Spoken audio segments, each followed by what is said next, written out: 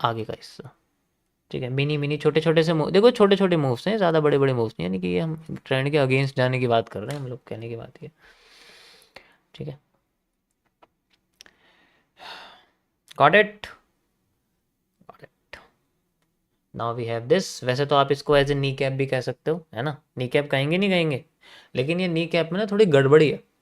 ये जो knee cap है इसे बनने में टाइम लग गया, तीन कैंडल से ज़्यादा कैंडल इसको लग गई नी कैप में, ऑब्वियस सी बात है। और जब तीन कैंडल से ज़्यादा इसमें टाइम लग गया तो ये पहला मूव फेक देन रिवर्सल वाला कॉन्सेप्ट यूज़ करती है। यस और नो, चलिए बताओ। बिल्कुल करती है। पहला मूव फेक देन रिवर्सल वाला कॉन्सेप्ट इसके अंदर यूज हो जाता है अगर वो एक या दो कैंडल के डायरेक्ट, ठीक है, डायरेक्ट हमें अगर देखोगे तो डायरेक्ट हमें जो है ना करे तो वो इस तरीके से पहला मूव फेक देन रिवर्सल वाला कॉन्सेप्ट यूज करती है। बिल्कुल। क्या कह रहे हो भाई? Thank you, thank you, thank you SPB for super chat.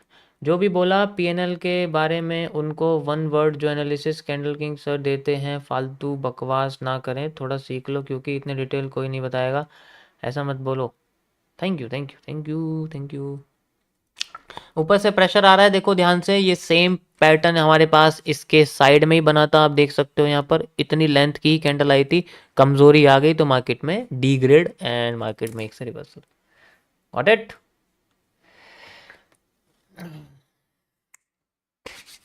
Knee cap क्या होता है? नी कैप होता है आपका जब मार्केट आपकी थोड़ी सी गिरे, 6-7 कैंडल आपकी गिरे या 3-4 कैंडल आपकी गिरे और उसके बाद एक अलग रंग की कैंडल आ जाए और फिर उससे नीचे भी उतनी गिर जाए, तो उसका हाई और लो इंपॉर्टेंट होता है उस डिफरेंट कलर की कैंडल का। अगर वो ऊपर से क्लोज कर जाए तो मार्केट की डायरेक्शन ऊपर चली जाती है उतनी ही जितनी वो आई है, और फिर अगर वो नीचे क्लोज चल जाए तो मार्केट डायरेक्शन नीचे आ जाती है जितनी वो ऊपर से वहां तक आई हुई है। ये डिपेंड करता है उसके कितने कैंडल्स में वो अपने आप को क्लोज कर, जैसे मान के चलो मैं आपसे कहता हूँ कि भाई ऊपर से नीचे 1 2 3 4 5 कैंडल लगी हैं, ठीक है, उसके बाद फिर एक कैंडल आ गई ग्रीन कलर की, जैसे यहाँ पर आ गई। अब वो अगर अगली ही कैंडल में क्लोज कर देती है नीचे या ऊपर चली जाती है तो फिर कोई दिक्कत नहीं होती, मार्केट डायरेक्ट उतना मूव हमें दे देती है।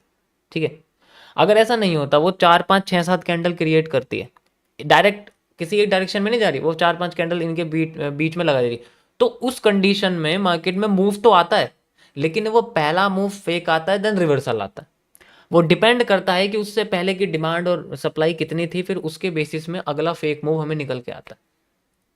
हमें पूरे स्ट्रक्चर्स को भी ऐसे ध्यान रखना पड़ता है कि वो किस तरीके से क्रिएट हो रहा है, किस तरीके से बन रहा है। समझ आया? यो, कॉन्फिडेंस बड़े बड़े प्रॉफिट्स करने में नहीं होता, कॉन्फिडेंस छोटे छोटे कई सारे प्रॉफिट्स करने में होता है। अब वो प्रॉफिट अकाउंट में नहीं होना चाहिए, यहाँ होना चाहिए, यहाँ पर, यहाँ होना चाहिए, है ना? यहाँ इंपॉर्टेंट होना चाहिए। पिछला वाला हिस्सा देखो, अभी देखो स्ट्रक्चर कैसे बदलेगा, ये पता है क्या बन रहा है, ये एक ऐसे करके वॉल्यूम कंट्रैक्शन बन रहा है, ऊपर की डिमांड हर बार कमजोर और कमजोर और कमजोर होती जा रही है। ध्यान से देखो, एक तरह से आप इसको एज ए इन्वर्स्ड स्प्रिंग ट्रैप भी कह सकते हो, ऐसे करके बार बार डिमांड छोटी होती जा रही है, तो वी हैव टू रिकॉग्नाइज कि हमें हमेशा डिमांड मिलेगी तो पहले से कमजोरी मिलेगी, ये चीज़ भी ध्यान में रखनी पड़ती है। ऐसे थोड़ी है कि वो सीधे यहाँ से 1 लाख पार। Got it, got it.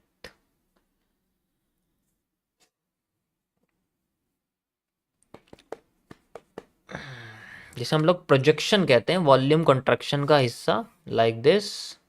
ठीक है, मार्केट बेस एनगल्फिंग से गिर रही है, बेस एनगल्फिंग से गिर रही है, मतलब एक हैमर के साथ, ऊपर तो टोनबो के साथ मारो बोझ हुआ, यहाँ हैमर के साथ मारो बोझ। ठीक है,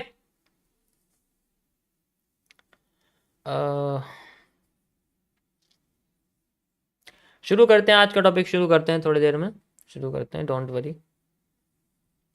बिल्कुल, सेपरेशन ऑफ पावर्स। देखो मैंने आपको क्या दिखाया था, मैंने ये जो आपके सामने सप्लाई मेजर करी थी तो मैंने आपके सामने उठाई थी ये, तो मैं कैसे चल रहा हूँ, मैं मार्केट के रिवर्स्ड एरिया में चल रहा हूँ, तो मैं डिमांड भी रिवर्स लेने की कोशिश करूँ। तो ये देखो 2 कैंडल सेम आपको देखने को मिलेगी, एक तो ये 2 कैंडल सेम हो रही है, ऑब्वियस सी बात है, अगर मैं पिछला ले रहा हूँ तो ये भी सेम होगी भाई, फिर ये एलिप्स बन जाएगा ना एक तरह से, अब इसका अगला मूव इसके पीछे वाले मूव से मैच करेगा ना, बहुत कुछ सोचना पड़ता है। दूसरी चीज, वही चीज की एविडेंस के लिए कि दो ही कैंडल यहाँ क्यों आएंगी, या दो कैंडल छोड़ो इस वाली से या इस वाली से कमजोर और कमजोर देखने को क्यों मिले, क्योंकि मार्केट अपने आप को कॉन्ट्रैक्ट कर रही है, और जब कॉन्ट्रैक्ट करती है तो ही वो अपने डिमांड को कम करती रहती है और कम करती रहती है। अगर वो नीचे आ रही है, अगर वो ऊपर जा रही है तो सप्लाई के साथ भी उल्टा होता है, सप्लाई भी पहले ज़्यादा और कम और कम और कम और कम होती होती होती होती बिल्कुल जीरो हो जाती है, और फिर एकदम से सप्लाई आती है बहुत सारी।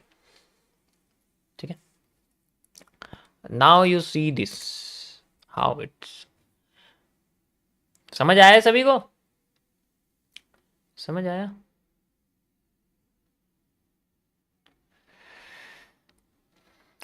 सारा खेल ऑब्जर्वेशन का है। सोचो, ऐसे मैं क्या सोचो कि अगर मैं आपसे कहता हूँ कि भाई मैं इस हिस्से को, एक तो ये देखो बीच का एरिया, ये चीज भी समझनी पड़ेगी, ये जो हिस्सा था हमारे सामने ये सेंट्रल एरिया की तरह रिएक्ट कर रहा है, तो यहाँ से बिल्कुल मार्केट का बिल्कुल पहाड़ बनना तो पॉसिबल है ही नहीं इतनी जल्दी। पीछे के हमें उसके मूवमेंट को समझना पड़ेगा ना, वो किस तरीके से नीचे गिर रही है, क्योंकि वो पहले भी ऐसा कर चुकी है। ध्यान से देखो, नज़र तेज करनी पड़ेगी आपको, पहले भी ऐसा कर चुकी है वो, ऐसे से इतना कर दिया, फिर इतने से और इतना कर दिया, फिर लास्ट बार उठने की कोशिश करी, देन मूविंग, सप्लाई डबल कर दी अपनी, सप्लाई डबल कर दी तो डिमांड भी डबल हो गई, डिमांड डबल होगी तो फिर सप्लाई भी उतनी आने की कोशिश कर रही है, फिर धीरे धीरे डिमांड बढ़ रही है।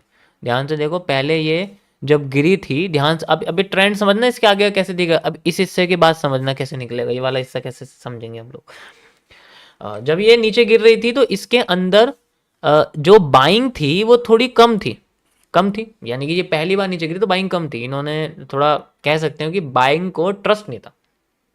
अब जब ये गिर रही है तो बाइंग को ट्रस्ट हो रहा है, लेकिन धीरे धीरे करके जब वो नीचे जा रहे हैं तो अपनी लिक्विडिटी को कम कर रहे हैं, ताकि एक सही मौका देख के,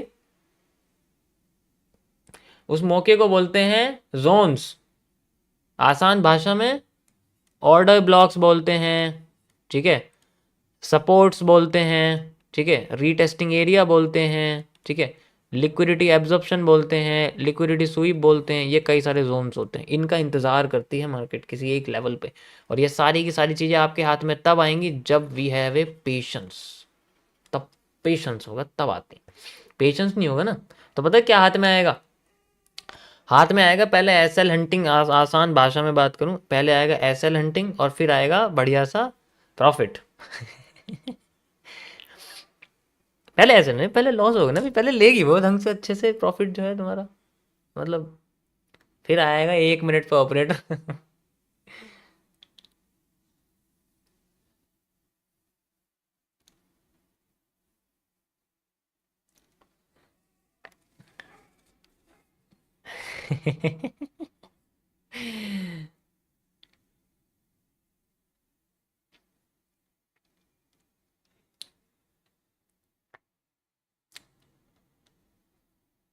मेरी स्ट्रीम पर कोई भी ट्रेडिंग नहीं करेगा, बाय सेल मांगने नहीं आएगा, एंट्री मांगने नहीं आएगा, अपना दुख दर्द सुनाने नहीं आएगा, मेरा इतना लॉस हो गया, मेरा इतना लॉस हो गया, ठीक है।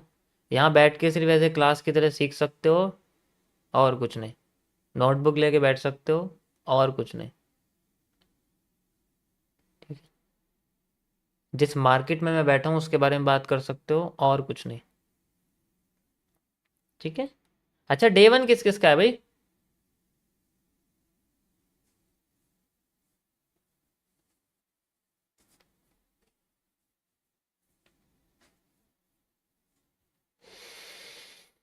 अच्छा, ज़्यादातर लोगों का डे वन है, ओके। चलो, तुम्हारा डे वन है तो वन डे बनाते हैं उसको, नो प्रॉब्लम।